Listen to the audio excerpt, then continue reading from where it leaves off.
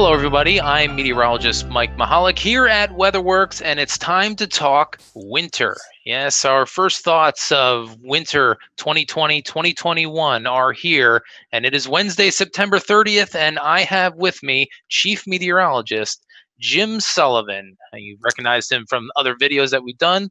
Thanks, Jim, for being here with us. Yeah, no problem. I was hoping that you weren't going to tell them that I was in those other videos, but yes, that was me. That was certainly you, Jim. So let's go over real quick what we're going to go into in this outlook. Yeah, so we're going to show you what our temperature and precipitation outlooks for the season are. We will also show you what our snowfall outlook is for the season across the United States. We'll also talk about some analog or similar years to what this winter may be, and also some caveats. Some sources of uncertainty. Sure, absolutely. There's always some uncertainty involved with these forecasts, Jim, and Right. And I think that's really why we do this in a map form, correct? Right. Yeah. So here is our temperature outlook at this point for the winter. So meteorologists, or climatologically, us meteorologists consider winter to be the months of December, January, and February. Those are the three coldest months of the year on average here across the Northern Hemisphere. So this is the general temperature pattern we expect for that 3-month period. So cold across the Northwest and North Central United States, generally warm or mild across the South, with mild air working up the East Coast as well at times. It's worth noting this is like the average of the pattern over the 12 or 13 week season. Sure. There can and will be variability through the season. You can get, say, 4 weeks that are colder than normal, 3 weeks that are near normal, and maybe 5 weeks that are above normal. That's the season. It averages out to a little bit above normal temperature wise, but you still get winter in there. Right. So even there's a lot of red on the map, but that'll come with a lot of swings. Right. Across. Yeah, go ahead. And I think that that's an important fact, because some may look at this map and say, Jim, like, well, this isn't really telling me a whole lot. What do you mean mild intrusions? Why am I just all red? Does that mean I'm getting no snow? And there's a reason why we use these maps, right, Jim? Yeah. Take us through these above and below normal maps. Why do we do a seasonal map compared to something more deterministic? Yeah, so basically, day-to-day weather, even week-to-week weather, is tough to do once you get past like 7 to 10 days into the future.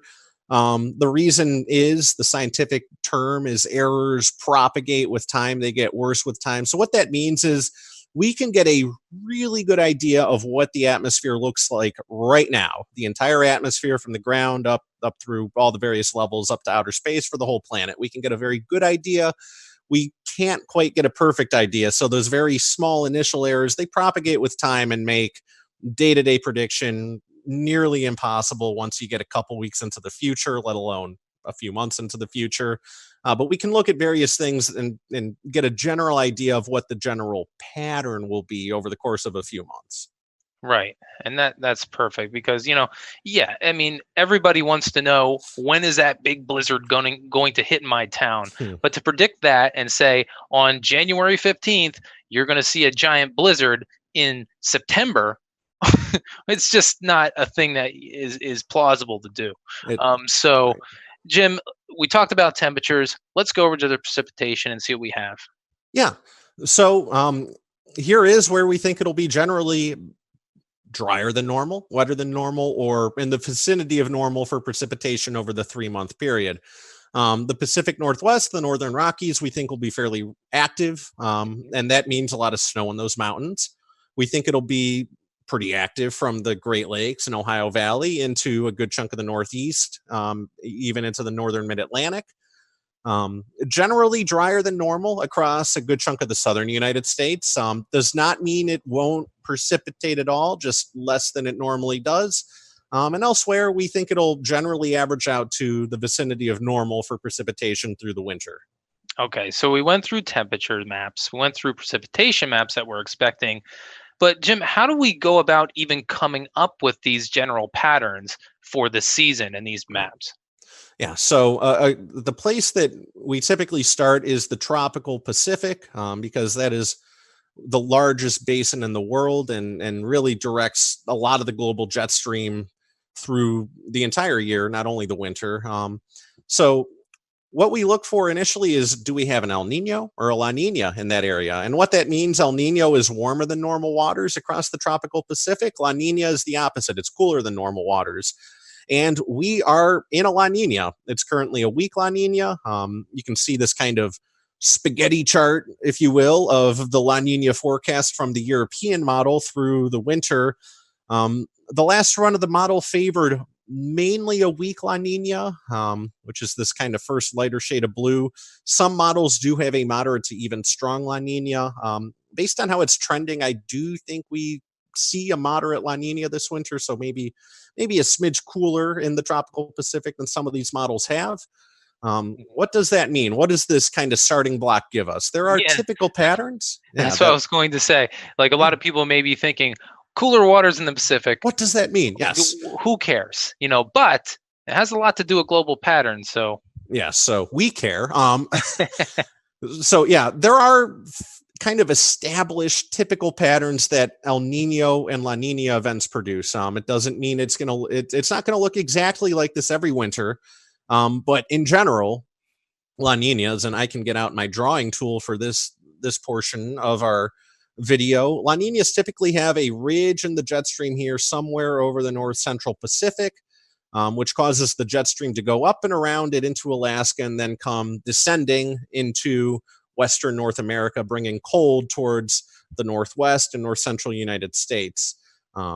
Generally, there is a quiet subtropical jet stream in La Ninas, which allows it to generally be warm and a little dry across the southern tier. And the cold diving into the west often encourages a southeast ridge to develop, which can bring mild intrusions to the eastern United States, and fairly persistent mild conditions to the southeast United States in these La Nina winters. Again, not every La Nina looks exactly like this, but in general, this is kind of like a typical starting point, if you will, for our winter outlook. right, and the La Nina has to do a lot with positioning, right, Jim, of where those Yeah, cooler waters are in the Pacific. yeah, absolutely. So not all La Ninas are created equal. You can have cooler waters centered more in the central Pacific, more in the eastern Pacific.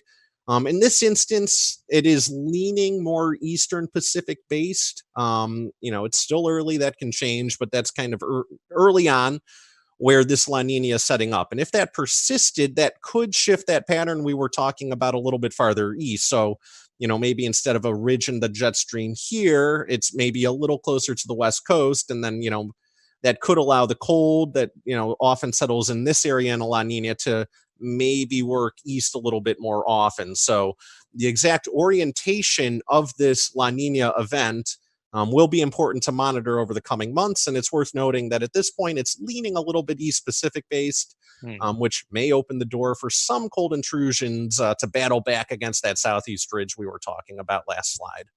Yeah, I mean that's really great information, and it's surprising that not all La Ninas are the same, but it is Yes. a true fact. So, based on the water temperatures, other atmospheric patterns you're looking at, you Right. know, w- what do we think here as far as the general jet stream pattern? I would say across Yeah. the country. So this map is created based off most of our analogs for this winter, where we look at the water temperatures. We also had other things circled on that previous map, like the northern Pacific is generally warm off the west coast of North America. There's a lot of warm water in the West Pacific, so we incorporate all that. Other atmospheric patterns, including where certain patterns set up over the summer, stratospheric winds, and we get our analog winters that have generally similar large scale patterns to what we have this year, and we see what they do in the winter. Our analog winters do feature a big ridge in the jet stream over the north central Pacific. Some of these analog winters, this ridge extends a little bit farther towards Alaska, which can open the door for these cold intrusions to work a little bit farther southeast. If you look, this average jet stream is displaced a little farther southeast than the typical La Nina. Hmm. So The southeast ridge is still there, and the quiet subtropical jet stream is still there, like you would expect in a La Nina. But the question is, how often can this cold battle back against the southeast ridge? So we expect a generally mild winter across the southern U.S. That does work up the East Coast a little bit, but there will be quite a battle zone in here from parts of the Ohio Valley and Midwest into the Northeast, where there will probably be a lot of swings through the winter. And yeah, how often this cold air can come south will determine, where some of these kind of fringier areas, if you will, from the Ohio Valley to the Mid Atlantic, how often they get cold and how much they can try and snow. Yeah. So this is the general idea for the Right. winter. But there's things that can happen, different caveats in the jet stream that can throw things out of balance a little bit. Right. So, I mean, take us through a little bit of that. What can happen here that you would Yeah. not typically see in the general pattern? Yeah. So the east-based La Nina, if it persists, along with the very warm waters in the Western Pacific, can allow the Northern Pacific jet stream to be a little bit more enhanced than it would be in a normal La Nina, and that can push the ridge that often sets up south of Alaska closer to the West Coast. This is actually happening right now. This loop in there is kind of the current weather pattern that's happening right now at the end of September. That Pacific jet stream's a little bit stronger, and it allows that ridge to pop up on the West Coast. You see the jet stream arcing up and around and descending into the Northeast, and that is bringing us this early shot of cool weather that we're seeing to end this week into this weekend. So that doesn't necessarily mean it'll continue into the winter, but it does tell me that if current things don't drastically change, the potential is there for some colder intrusions to battle back against that warm southeast ridge. Is there any effects that how dry it's been on the West Coast with the drought, with the Yeah. wildfires and things like that? Does that have any type of effect Yeah. on the pattern for the Yeah. winter? So that drought in the West and the warm waters along the West Coast that were there a couple of maps ago, it's a result of a pattern that's been very persistent during the spring and summer months. And the question is that is that pattern going to try and persist into winter? It's persisting so far into the fall. If it persists into winter, that big ridge in the jet stream over the West being a factor could point to a somewhat cooler outcome over the eastern United States than your typical La Nina. It's definitely interesting. And, I got to say, I'm not seeing a giant polar vortex in that other map you have there to the right. So far, the pattern, especially this kind of, let me point it out a little bit here. This ridge in the jet stream kind of over Scandinavia. A ridge in the jet stream in this location doesn't favor the polar vortex strengthening out of control, which is what happened last winter and caused the second half of last winter to be remarkably mild. It's a little early for us to say that, yes, this ridge in the jet stream here in early October means the polar vortex won't get strong later in winter, but it's kind of like, okay, the early pattern isn't totally inhospitable to potentially a colder, snowier outcome at times over the eastern United States. Now, it's important to remember what the La Nina baseline is, and that is a milder winter over the southern and into the eastern United States. But, not all La Ninas are the same. And early on, there are, a few early indicators that this winter may at least have some variability in there. Right. So, I mean, we went through the jet streams, where they're going to be. Now it's time to finally break out that snowfall outlook that everybody wants to see. Yeah. So in general, based on everything we went through, a cold active pattern across the northern, especially the northwestern United States, that's where we favor the snowiest conditions to be this winter. Active weather in New England, we also favor a good amount of snow once you get into upstate New York and northern New England. Even if their temperatures average out to somewhat milder than normal, they're so far north that they can still snow as long as they're active. Farther south, the outlook is a little bleaker. So in those mountains in the southwestern United States, obviously not like Phoenix, they don't average any snow, but the mountains outside of Phoenix do.